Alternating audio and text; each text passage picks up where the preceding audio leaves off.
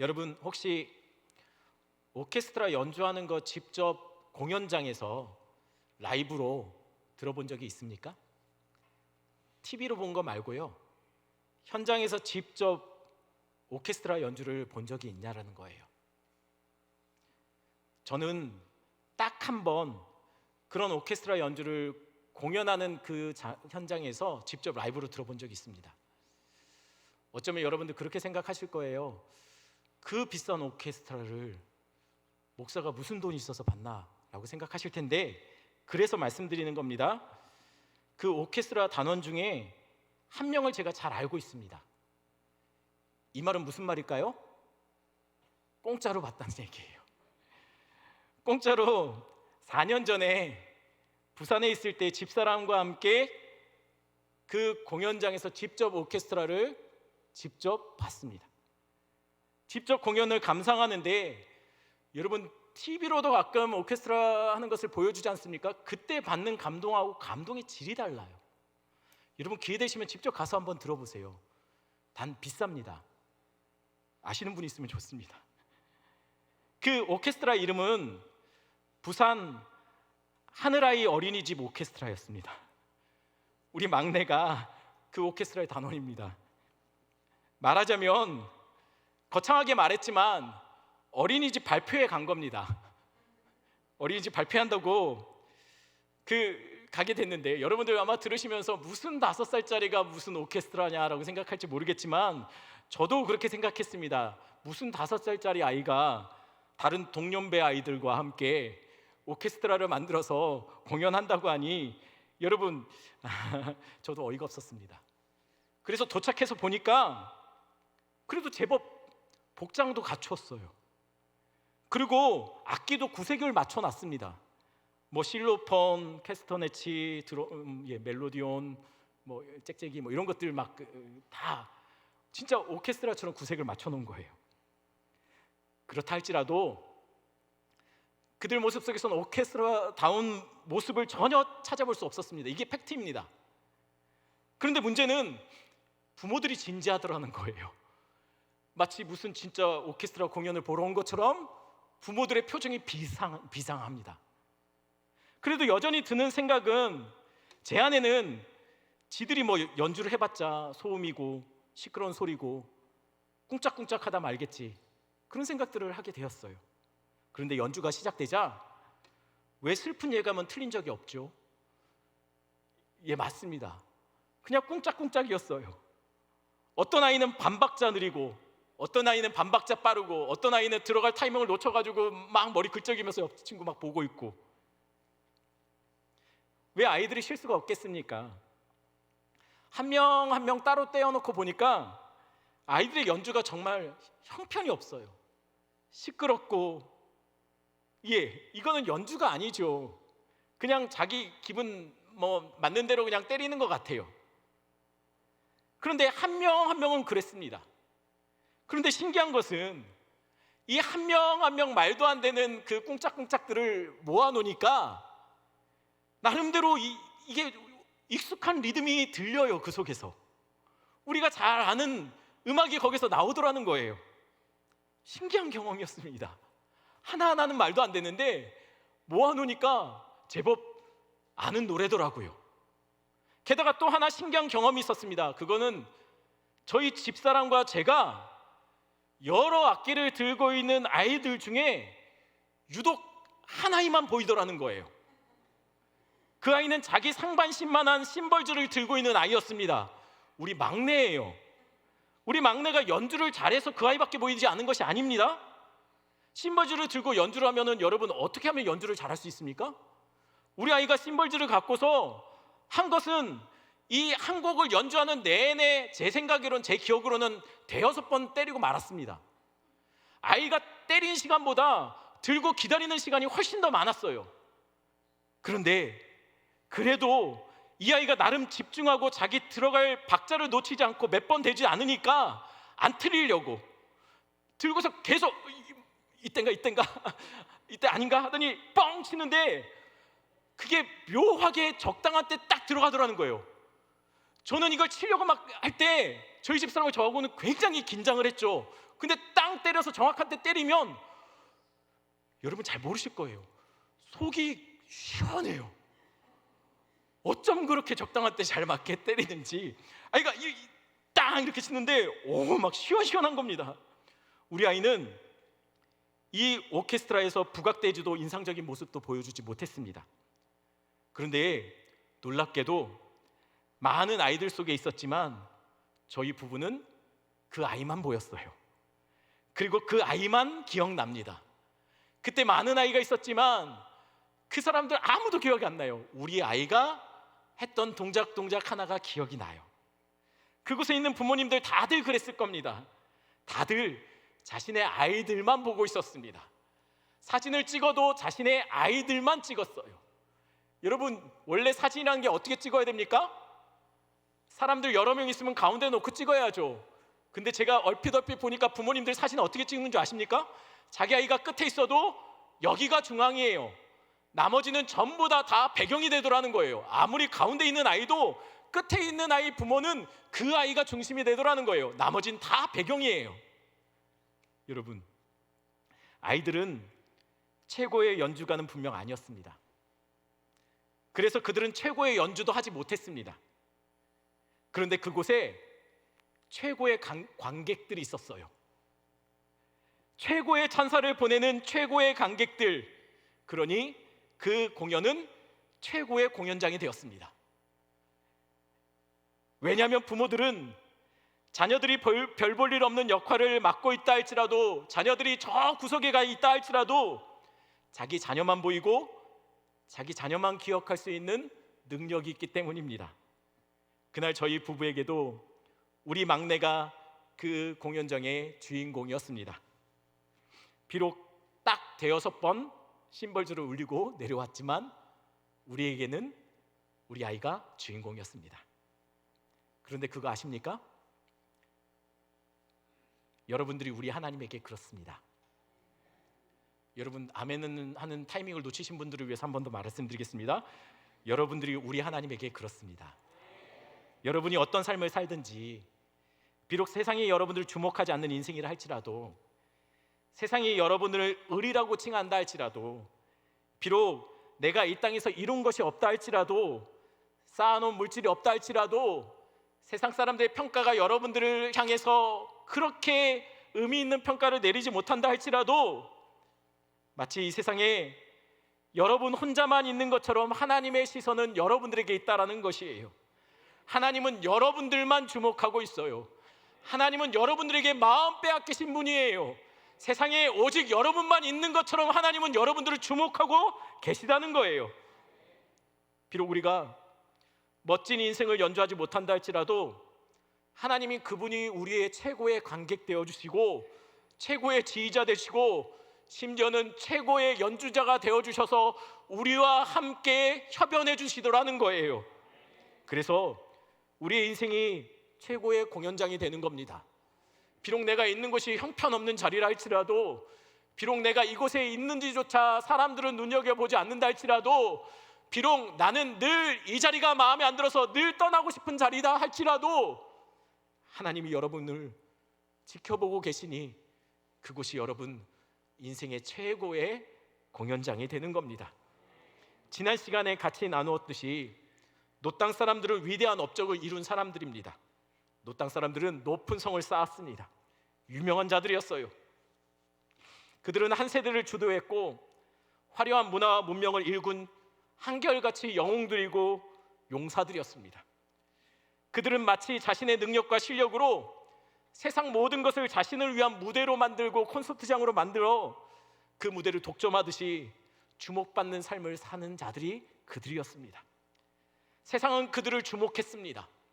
그러나 세상은 그들을 주목했지만 하나님은 그들을 주목하지 않습니다. 마치 제가 요즘 잘 나가는 피아니스트가 누군지 저는 잘 모릅니다. 저는 이 땅을 지금 주름 잡고 있는 유명한 연주가가 누군지 잘 모릅니다. 하지만 전 보잘것없는 심벌즈 연주가는 기억하고 있습니다. 우리 막내는 기억합니다. 그런 것과 같습니다. 하나님은 그들을 잘 모르십니다. 그들의 삶을 하나님은 인정하지 않습니다. 하나님은 오직 그의 자녀들에게 그의 시선을 고정시켜 놓고 계십니다.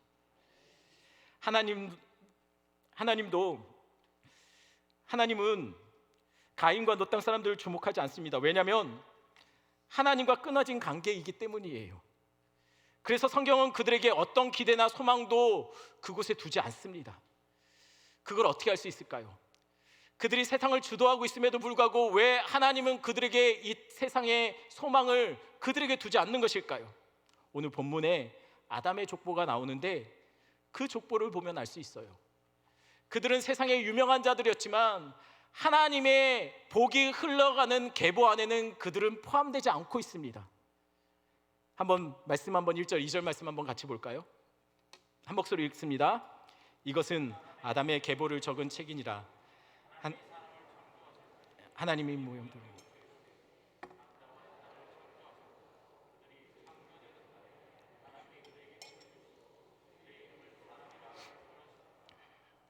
먼저 짚고 넘어갈 것이 있습니다. 먼저 그들의 계보와 이 셋의 계보를 이야기하기 전에 먼저 짚고 넘어갈 것은, 여러분, 아담의 계보의 시작은 누굽니까? 아담이 아닙니다. 오늘 우리가 읽은 본문에는 하나님으로부터 아담의 계보를 시작하고 있습니다. 기억해야 할 것이 있습니다. 하나님이 모든 인생의 시작이 됩니다. 왜 우리는 하나님을 아버지 하나님이라고 부를까요? 우리의 시작이 우리의 조상이 아니라 하나님으로부터 시작되었기 때문입니다. 그러니 우리는 아버지 하나님이라고 부르는 겁니다. 예의상 그냥 적절한 호칭이 없어서 하나님 아버지라고 부르는 것이 아니라, 하나님은 진짜 우리 아버지이십니다. 우리 육신의 아버지가 진짜 아버지인가요? 그렇다면 이렇게 다시 말씀드립니다. 하나님은 우리의 진짜 아버지 되십니다. 그런 옆에 있는 사람은, 우리 옆에 앉아 계시는 분들은 김 집사님, 이 집사님, 박 권사님이 아닙니다. 진짜 우리의 형제고 우리의 자매인 것이죠. 그것을 어떻게 할 수 있을까요? 닮았지 않습니까? 여러분, 좀 내가 손해보는 것 같나요? 옆 사람 보니까는 닮았다고 하면 내가 손해보는 것 같습니까? 아닙니다. 닮았습니다. 여러분, TV에 가끔 보면 어떤 연예인이나 어떤 사람들이 인터뷰를 할 때 말하는 거 들으면 가끔 저는 그런 생각이 들어요. 저 크리스찬이다. 우리가 서로 닮았다는 거예요. 우리의 생각과 우리의 결정이 닮았어요. 우리의 표정이 닮았습니다. 왜냐하면 우리가 하나님을 아버지 하나님을 우리 아버지 하나님의 우리의 자녀이기 때문입니다. 우리는 자녀이기 때문입니다. 제가 사역하던 교회에 목회자가 150명 정도가 있습니다. 그 전에 사역했던 곳이 그렇다는 겁니다. 그래서 그곳에 사모들만 100명이 모이는데, 그 사모들만을 위한 훈련 모임이 있어요. 목요일마다 모여요. 이 모임은 아이가 어린 사모들부터 누구도 빠짐없이 전부 다 유모차를 끌고라도 와야 됩니다. 왜냐하면 예전에 원로 목사님 사모님 때부터 그 교회는 사모들이 잘 훈련받아야 된다라고 해서 굉장히 사모들을 강하게 훈련시켰어요. 그래서 심지어는 목사님이 사역이 힘들어서 교회를 더 이상 사역하기 힘들다, 우리 다른 교회 가자, 이렇게 하는 사람은 못 봤는데, 사모님들이 목사님에게 나는 여기 도저히 힘들어서 못 있겠어요 라고 교회를 다른 곳으로 옮기자라고 하는 거는 제가 들어봤습니다. 사모님들이 아이들을 데리고 와서라도 훈련을 받아야 됐어요. 그런데 여러분, 어린아이를 두고서 어떻게 훈련을 받습니까? 그래서 대신 그렇게 모일 때마다 아이들을 맡아주는 봉사자들이 와요. 그래서 한 곳에서 아이들이 있고 사모님들만 다른 방에서 훈련을 받는 것이죠. 그러니 목요일 오전 되면 이 모임 장소 근처에 있는 교육관 이 센터에는 사모들과 아이들이 그렇게 많이 돌아다녀요. 그런데 아이들이 얼마나 많겠습니까? 사모님이 100명이 넘는데. 그런데 막 돌아다니는 아이들이 누구도 안 알려줬는데 아이들 얼굴만 보면 아빠가 누군지 알 것 같아요. 왜죠? 유전자가 무섭더라고요. 똑같이 생겼어요. 그래서 적어도 교회에서 아이가 잃어버리면 금방 찾을 것 같아요. 누구라도 아이가 울고 있으면 네 아빠 누구? 데려다 줄 것 같아요. 그러니 교회에서 잃어버려도 길 잃어버릴 염려는 없습니다. 여러분, 우리도 하나님의 형상을 가진 자녀들이에요. 우리도 하나님 잃어버릴 염려 없을 겁니다. 그런데 재미난 일이 벌어집니다. 3절 한번 볼까요? 3절 제가 읽어드립니다. 아담은 130세의 자기의 모양 곧 자기의 형상과 같은 아들을 낳아 이름을 셋이라 하였고 라고 나옵니다. 성도 여러분, 아담의 족보가 우리가 상식적으로 볼 때 이 자리에 셋이 들어가면 맞습니까?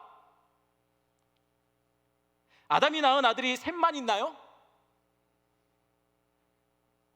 왜 다 아시면서 모르시는 표정을 짓고 그러십니까? 이 자리에 셋이 들어가면 맞습니까? 아담의 자손들이 셋만 있나요? 기록된 것만 셋입니다. 누구죠? 가인, 아벨, 셋. 그런데 이 족보에 누가 기록되어 있습니까? 셋이 기록되어 있어요. 셋이 기록된 게 아니라 셋이라는 아들이 기록되어 있어요. 그런데 우리의 상식적으로는 누가 기록돼야지 맞습니까? 가인이 들어가야지 맞지 않을까요? 장자지 않습니까? 그렇다면 가인 대신 셋이 들어갔다면 사실 가인은 하나님이 더 이상 이 혈통에 넣을 수 없어서 빼신 거예요. 정확하게 말하면 하나님 뺀 게 아니고 스스로 그 혈통에서 자신이 뛰쳐나간 거죠. 그런데 어찌됐든 간에 이게 가인이 아니라 셋이 들어갔다면 이 족보에 나온 이름들은 모두가 다 장자라는 생각을 안 하셔도 될 것 같아요. 다 장자는 아닐 수도 있다는 얘기예요. 그렇다면 이 명단은 어떤 기준으로 뽑혔을까요? 혈통은 아닐 겁니다. 그럼 실력일까요? 우리는 종종 대기업 회장이 자기의 모든 재산이나 경영권을 장자가 아닌 다른 아들에게 넘기는 것을 종종 소식을 접하게 돼요. 저는 그런 소식 접할 때마다 제일 먼저 생각나는 게 뭐냐면 아유, 장자보다 그 아들이 더 낫나 보다, 더 실력이 좋나 보네 라는 생각을 합니다. 여러분도 그런 생각을 하시죠?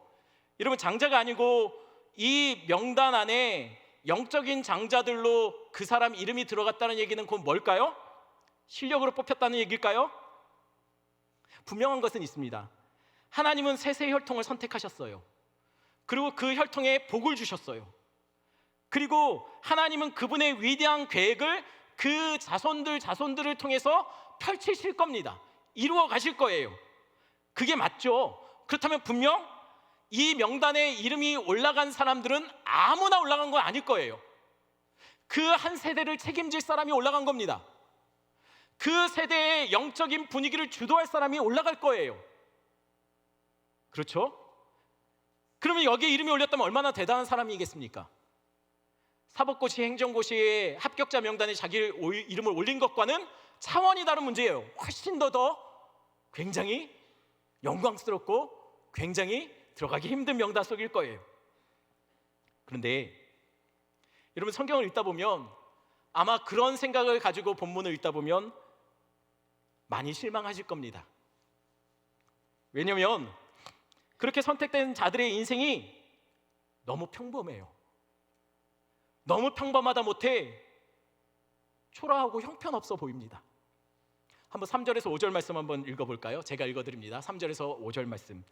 아담은 130세에 자기의 모양 곧 자기의 형상과 같은 아들을 낳아 이름을 셋이라 하였고, 아담은 셋을 낳은 후 800년을 지내며 자녀들을 낳았으며 그는 930세를 살고 죽었더라. 먼저 3절에서 5절까지 아담의 인생을 소개하는데 셋을 낳고 몇 년을 지내며 자녀를 더 낳고 930세를 살고 죽었더라라고 이야기하고 있어요. 이게 답니다. 한마디로 아담의 인생은 또 다른 한 인생을 낳고 살다가 죽었더라. 이게 답니다. 아담이 몇 살 살았습니까? 930살 살았습니다. 그런데 그 930살 인생 동안 기록된 것이 고작 누군가를 낳고 살다가 죽었더라. 이게 전부예요. 이게 아담의 인생 930년의 인생을 표현한 전부입니다. 뭐 아담이야 창세기 1장부터 3장까지 많이 나왔으니까 뭐 그렇다고 치고 그래도 그 다음 때는 좀 달라져야 되겠죠. 그런데 6절부터 8절까지 보겠습니다. 6절부터 8절까지 말씀 한번 한 목소리 읽겠습니다. 셋은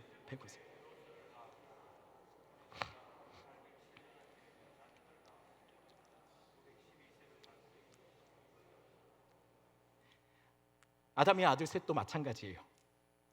그도 또 다른 생명을 낳았고 살다가 죽었습니다. 그 다음 때 에노스도 마찬가지입니다. 9절에서 11절까지 말씀, 그도 낳았고 살다가 죽습니다. 그 다음 게난도 마찬가지입니다. 그리고 마할랄렐도 야렛도 에녹을 제외하고 이 아담의 계보, 셋의 계보에 거기에 등장하는 사람들은 한결같이 그 인생을 성경은 그렇게 기록해요. 낳았고 살다가 죽었더라. 사실 이게 사실 아닙니까? 우리 인생이 살면서 어떤 일을 했던, 어떤 삶을 살던 우리는 다양하고 복잡하겠지만 우리도 누군가의 아버지, 어머니로 살다가 때가 되면 죽을 겁니다. 그렇게 하나님 앞에 가겠죠. 우리가 무엇을 했는지보다 여러분 어쩌면 여러분의 족보에도 이렇게 간단하게 적힐 거예요. 사실이니 그럴 수 있죠. 그런데 문제는 너무 비교되더라는 거예요. 누구와 비교됩니까? 가인의 족보와 너무 비교돼요. 가인의 족보는 성을 지은 사람을 소개합니다. 성에 자신의 이름을 붙여진 사람의 이야기도 나와요. 무언가 최초로 만들어낸 인류의 역사에 하나의 족적을 남긴 사람들의 이야기가 그 속에 담겨집니다. 자신의 힘과 용맹을 자랑하는 용사의 노래가 그 속에 포함되어 있어요. 적어도 가인의 족보에는 그들이 무엇이 되었고 무엇을 했는지가 기록되어 있어요. 그런데 정작 하나님이 인정한 한 세대 한 세대를 책임질 영적인 계보에는 고작 낳고 살고 죽었더라, 이 말을 되풀이하는 것으로 끝내고 있다는 것이에요. 그래서 우리는 오늘 본문에 기록된 셋의 자손들, 아담의 계보에 그 셋의 자손들이 어떤 삶을 살았는지, 인류에 어떤 족적을 남겼는지에 대해서 우리는 아는 게 없어요. 왜 그들이라고 인생에 화려한 전성기가 없었겠습니까? 왜 그들이라고 성공의 스토리가 없었겠습니까? 왜 그들이라고 남들처럼 부러워할 만한 인생에 뭔가 놀라운 결실들이 없었겠습니까? 있었겠죠. 또한 그들도 인생에 굴곡은 있었을 겁니다. 가슴앓이하고 인생의 절망도 경험했을 겁니다. 무려 그들은 평균 900살을 살았습니다. 그러니 얽히고 설킨 많은 인생의 스토리와 사연들이 그들 안에 분명히 있었을 거예요. 나중에 한번 이분들 만나면, 천국에서 만나면 어떻게 사셨냐고 한번 물어보세요. 아마 몇 박 며칠 붙잡고 얘기할 겁니다. 전 안 물어볼 거예요. 며칠 동안 붙잡힐 겁니다. 아마 굉장히 풀어놓아야 될 삶의 스토리가 많을 거예요. 그런데 성경은 그들의 인생에 남겨진 기록은 누군가를 낳았고 살다가 죽었더라, 요 몇 줄로 끝내고 있어요. 여러분, 근데 이게 좀 그렇지 않습니까? 나름대로 열심히 살았는데 하나님이 기억하시는 것은 누군가의 부모로 살다가 죽었더라예요. 나름대로 우리 삶 속에 아둥바둥 몸부림치며 살았는데 하나님은 우리를 그렇게 평가하신다는 거예요. 누군가의 부모로 살다가 죽었더라로요. 하나님이 축복하신 셋의 계보는 그저 낳고 살고 죽었더라의 반복입니다. 하나님은 그들에게 복 주신다라고 말했는데 그들은 그저 낳고 살고 죽어요. 반면 가인의 가문은 떵떵거리며 한 시대를 주도하고 있어요. 다들 영웅이 되어 있어요. 힘을 가진 자들이 됩니다. 그래도 정말 하나님이 가인이 아니라 이 아담으로부터 시작된 셋의 가문을 그들을 선택하셔서 하나님은 그들에게 소망을 두시고 이 땅을 변화시킬 이 땅의 대안들로 그들을 삼으신 것이 맞냐라는 거예요. 정말 이 땅에 우리 교회가, 성도들이 하나님이 이 세상을 변화시킬 이 세상의 대안으로 삼으신 거 맞습니까? 안 믿는 사람들은 떵떵거리며 잘만 사는데, 우리 성도들은 제가 요즘 계속 접하는 소식이 건강 문제 때문에 어려워하시고 직장 문제 여러 가지 문제들로 어려움을 당하고 사고가 나고 작은 문제인 줄 알았는데 이것이 점점 감당할 수 없을 만큼 커져가는 그런 어려움들을 경험하고 있는 것들을 보게 됩니다. 그래도 정말 하나님이 우리에게 복 주시고 이 땅에 그분의 계획을 펼쳐내시기 위한 이 땅의 대안으로 우리를 삼으신 것이 맞냐라는 거예요. 그저 낳고 살다 죽는 인생, 정말 그런 인생이 이 세상의 대안이 될 수 있습니까? 그것으로 정말 세상이 변화될까요? 제가 제일 존경하는 분이 있습니다. 그분은 초등학교도 제대로 나오지 않으셨습니다. 그분은 살아생전 하신 일이라곤 30대의 남편을 잃고 홀로 이 땅에서 4남 3누를 키워내시며 이것저것 안 해본 일이 없으셨습니다. 게다가 옛날 분들 다 그렇지 않습니까?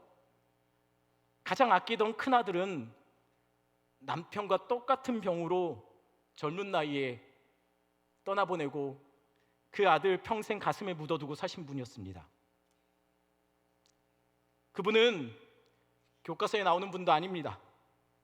위대한 업적을 이룬 분도 아닙니다. 세상 사람들이 이름만 들어도 알만한 사람도 아닙니다. 그분이 한 일이라고는 그저 누군가를 낳았고 누군가의 부모로 살다가 때가 되어 하나님 품에 안기신 것, 그게 그분의 인생입니다. 그럼에도 그분이 지켜내셨던 평범한 삶의 일상이 있었습니다. 그건 저녁을 먹고 늘 항상 평생 교회에서 철야하며 기도의 자리를 지켜냈다는 거예요. 저녁 식사가 끝나면 늘 교회로 나섰습니다. 그리고 밤새 다음날 새벽 기도회 때까지 기도하시다가 집에 들어와서 좀 쉬시고 저녁 먹고 다시 교회로 가셨습니다. 무슨 기도를 그렇게 하셨을까요? 그분의 기도는 대부분 자녀들의 구원 문제로 기도했습니다. 그 중에서도 특별히 그분의 기도 소리가 가장 뜨거워지는 순간은 막내 아들을 위한 기도였습니다. 막내 아들이 속을 많이 썩혔어요. 막내 아들이 건달이었습니다. 그래서 교도소도 몇 번 들어갔다 나오셨어요. 그리고 또 한 가지 그분의 평생 소원이 있었습니다. 그건 자신의 핏줄 중에 주의 종 하나 나왔으면 하는 마음. 그것을 평생 품고 기도했습니다. 그 기도가 저를 여기에 서게 한 겁니다. 저희 외할머님이십니다. 한 번은 온종일 명절 준비 때문에 너무 피곤해하고 지쳐있는 모습을 보고 저녁 드시고 교회를 가시려고 하는 걸 제가 잡았어요. 할머니, 오늘은 교회 가지 마시고 집에서 쉬세요. 그냥 집에서 기도하세요. 전 목사가 하는 말이면 권사님은 순종할 줄 알았습니다. 그런데 순종하지 않으셨어요. 할머니는 이렇게 말씀하셨어요. 내가 살면 얼마나 살겠니? 내가 하나님과 한 약속인데 지켜야지. 내가 안 가면 내 기도의 자리는 비잖아. 할머니는 평생 자녀들과 저를 위해서 기도하시다가 3년 전에 하나님 품으로 가셨습니다. 그분의 삶은 낳고 살다 죽었더라의 인생이었어요. 그분은 인생에 엄청난 족적을 남기지도 못했습니다. 그저 누군가의 어미 된 자로 평생 사셨습니다. 그리고 그 자리를 지키다가 살다가 죽는 인생이셨습니다. 누군가는 별 볼 일 없는 삶이라고 평가할 수 있습니다. 누군가는 가치 없는 인생이라고 말할 겁니다. 게다가 할머니는 남긴 재산도 없으셨습니다. 그냥 기도의 유산만 남기셨습니다. 그렇다고 그분의 인생이 허무한 인생이 될 것이라고 저는 생각하지 않습니다. 게다가 하나님은 할머니의 가장 큰 기도조차도 들어주지 않았습니다. 여전히 막내 삼촌은 변하지 않았고 할머니는 그렇게 하나님 품으로 가셨습니다. 그리고 할머니가 돌아가시고 1년 후 어머니에게 전화가 왔습니다. 재현아, 삼촌이 얼마 안 남은 것 같다. 네가 전화해서 좀 기도 좀 해줄래? 이 전화를 받고 급하게 삼촌에게 전화를 했습니다. 평소 무시무시하던 그 삼촌, 전화 통화를 하는데 삼촌은 말을 제대로 이어갈 수 없을 정도로 굉장히 너무 약해 있었어요. 목소리를 내기 힘들어하는, 버거워하는 모습들. 제가 삼촌에게 물었어요. 삼촌, 할머니가 기도 많이 하신 거 알지요? 그러자 삼촌이 저에게 갑자기 울면서 이렇게 말하기 시작했어요. 재현아, 나 엄마 보고 싶다. 나 정말 천국 갈 수 있을까? 재현아, 나 엄마 볼 자신이 없는데 그래도 나도 천국 갈 수 있을까? 그래도 삼촌, 할머니 보러 가세요. 다른 곳 가시지 말고 할머니 만나러 가세요. 마지막으로 제가 복음을 전하고 전화를 통해서 영접을 같이 영접 기도를 했습니다. 그리고 며칠 뒤에 삼촌은 할머니 계시는 곳 우리 주님 만나러 가셨습니다. 할머니는 이 땅에 오셔서 그냥 누군가의 부모로 살고 그리고 때가 되어 주님 품에 가셨지만 여전히 그분이 살았던 그 삶이 또다시 죽음 이후에도 누군가의 생명을 낳는 영적인 어미의 역할을 하셨습니다. 저는 우리 할머니가 최고의 인생을 살았다고 생각합니다. 세상이 뭐라고 그분을 평가해도 그분은 적어도 하나님에게는 최고의 인생을 살아드린 거라고 저는 믿습니다. 비록 세상에 아무런 성취도 남기신 재산도 없지만 그래서 그저 그분의 인생은 누군가를 낳고 살다가 죽는 인생으로 그렇게 한마디로 그렇게 줄여서 말할 수 있지만 하나님에게는 그분의 삶은 제 아들이 마치 그랬던 것처럼 초라한 심벌주를 들고 있는 그런 딸의 모습으로 우리 하나님은 보셨을 거예요. 우리 하나님은 그 딸의 아무것도 아닌 그 인생의 연주를 삶을 살아가며 하루하루 마치 별것도 아닌 심벌주를 울려대는 그 아이처럼 우리 하나님에게는 우리 할머니만 보였을 겁니다. 우리 할머니를 기억했을 거예요. 아무리 세상이 초라하게 보는 인생이라 할지라도 부모 눈에는 다르기 때문이에요. 우리 하나님, 우리의 진짜 아버지 하나님 되시니까요. 오늘 본문에 등장하는 세상에 주목하지 않는 인생들이 계속 반복해서 등장하고 있습니다. 그들은 그저 누군가를 낳고 살다 죽었다라고 성경은 기록해요.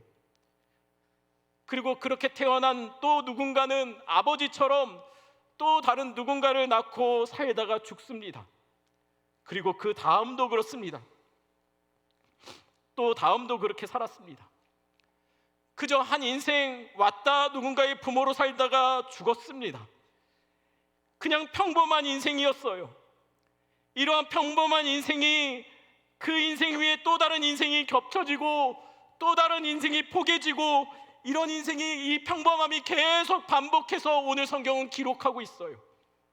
그런데 마치 초라한 악기를 들고 자기의 인생을 연주하듯 살았던 그 인생에 또 다른 인생이 포개지고 또 다른 인생이 포개지고 그렇게 반복되어 가다 보니 놀랍게도 이들이 만들어낸 형편없는 연주와 같은 인생이 놀라운 오케스트라와 같이 되어 하나님의 위대함을 드러내고 있더라는 것이에요. 어떻게 드러내고 있죠? 마태복음 1장을 보겠습니다. 제가 읽어드립니다. 아브라함과 다윗의 자손 예수 그리스도의 계보라. 아브라함이 이삭을 낳고 이삭은 야곱을 낳고 야곱은 유다와 그의 형제들을 낳고 계속 이어지지만 15절 16절로 바로 넘어가겠습니다. 엘리옷은 엘리야사를 낳고 엘리야사는 mat단을 낳고 mat단은 야곱을 낳고 야곱은 마리아의 남편 요셉을 낳았으니 마리아에게서 그리스도라 칭하는 예수가 나시니라. 그 평범했던 인생들이 겹쳐지고 포개지고 반복되어 보니 그러한 평범함 통해 예수 그리스도가 이 땅에 오시더라는 거예요. 예수 그리스도가 영웅들과 이 한 시대를 주름잡던 사람들을 통해서 나온 것이 아니라 그저 평범하게 하루하루 주님 만나기 위해 몸부림쳤던 평범한 인생들을 통해서 이 땅에 오셨더라는 거예요. 여러분들에게도 마찬가지 일이 일어날 겁니다. 비록 세상에 우리도 몇 번 울려보지 못했던 심볼즈를 들고 있는 초라한 우리의 인생을 연주해야 될 우리가 될 수 있지만, 그래서 우리는 드릴 것도 아무런 재능도 주목받지도 못하는 인생을 산다 할지라도, 그래서 세상은 우리를 눈여겨보지 않는다 할지라도 우리 아버지 하나님에게는 여러분들은 다른 인생입니다. 세상은 그 사람이 무엇을 할 수 있는지, 무엇을 했는지에 대해서 관심을 가지지만 우리 하나님은 여러분들에게 관심이 있어요. 여러분이 무엇을 가졌고 무엇을 할 수 있는지가 아니라 그저 여러분의 존재 자체로 하나님은 기뻐하시는 분이에요. 저는 위대한 피아니스트를 잘 기억하지 못합니다. 이 땅을 가장 유망하게, 이 땅을 가장 선도하는 그런 음악가가 누군지도 잘 모릅니다. 하지만 저는 잊지 못하는 그저 초라한 심벌즈를 들고 정확한 때에 몇 번 소리내기 위해 그토록 노심초사하며 기다리고 기다렸던 작은 심벌즈를 들고 있는 꼬마는 알고 있습니다. 우리 하나님도 여러분들을 그렇게 기억하실 거예요. 어쩌면 우리는 우리 인생에 우리가 주인공이 아닌 것처럼, 나란 존재는 사라진 것처럼, 내 인생이 너무 평범하고 초라하고, 그래서 이 평범함으로부터 좀 벗어나고 싶어서 몸부림친다 할지라도 여러분 기억하십시오. 여러분의 하루하루 평범한 일상이 그 위에 또 다른 일생이 겹쳐지고 포개지다 보면 우리는 몰랐지만 어느 순간 하나님은 우리 인생 전체를 통해서 하나님은 이미 그분의 놀라운 연주를 지휘해 가고 계시다는 것을 깨닫게 될 겁니다. 다른 사람에게는 모르겠지만 우리 하나님에게 여러분의 인생은 그 어떤 오케스트라의 연주보다 더 감동스럽고 감격하실, 그저 여러분들의 하루하루 일상 속에 기도하며 말씀 보며 몸부림치며 죄와 싸우는 하루하루 일상의 모습을 우리 하나님 지켜보시며 마치 그 어린이집에 모여있던 부모들처럼 최고의 찬사, 너무 좋다, 너무 잘한다. 우리 하나님에게는 여러분들이 주인공입니다. 시간 이 찬양 같이 합니다.